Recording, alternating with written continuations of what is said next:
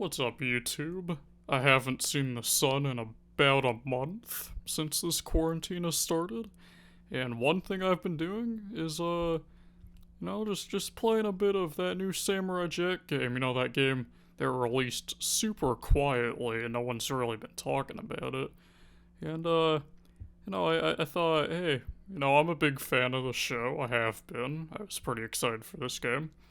And I decided I should give it a proper review, really analyze what this game has, because it's really not that bad. It's a pretty solid hack and slash game. Obviously not for everybody, but it's surprisingly pretty high quality. And so I just figured break it down a bit, give it a score, and just have some fun with it. So first off, I just want to mention this game feels like people cared about this game, right? People cared about wanting to make this game feel as good as they could, and it's obvious that they had a pretty tight budget to do so. So that's a good little surprise. And this game has the original voice actors from the original show. They brought just about everybody onto the site to record lines for the game. And that's pretty good, right?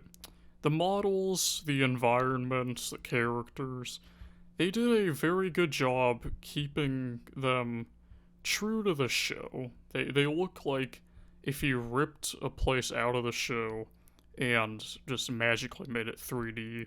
They did a pretty good job with that. There's a pretty surprisingly complex combat system. It's simple, but there's a lot of different ways you can use it. There's a big skill tree that goes along with it. For instance, you can unlock parrying counters, different dodges. It goes pretty deep. And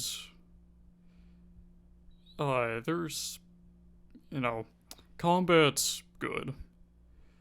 With all this good stuff, however, most of the bad stuff is kind of nitpicky. For instance, the animations. During cutscenes and some of the heavier weapons in the game, in cutscenes, the animations can be very floaty. Okay. They did not put too much effort into the animations, and it really shows in the game. And in combat, say you're swinging a heavy hammer, right? It looks like they've just slowed down a swinging animation for a lighter weapon. So, the gameplay is good. The animation, not too great. That's not that big of a deal.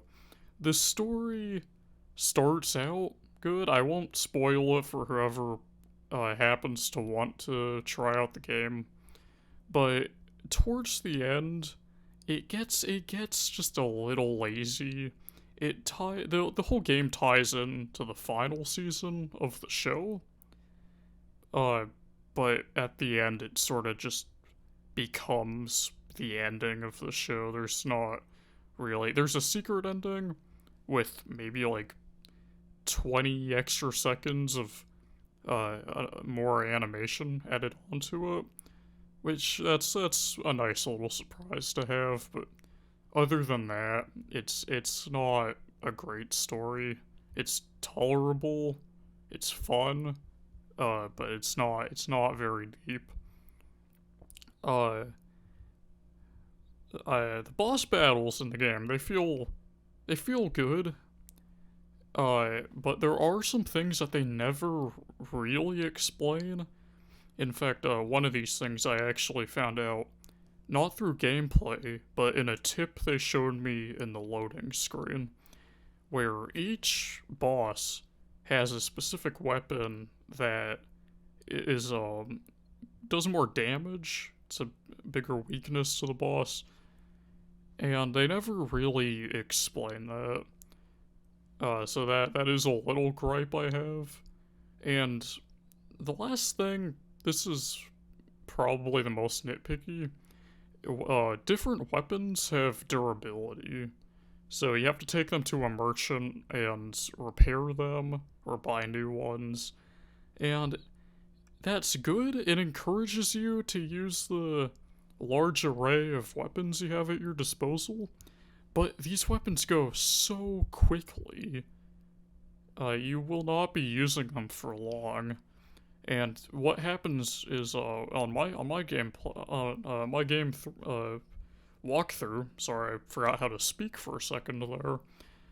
I wound up saving most of like my spears and my hammers for just the big bosses that I was having the most trouble with.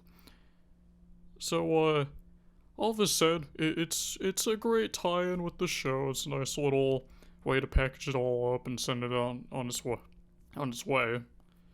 And overall, pretty good game. I'm gonna give this an 87%.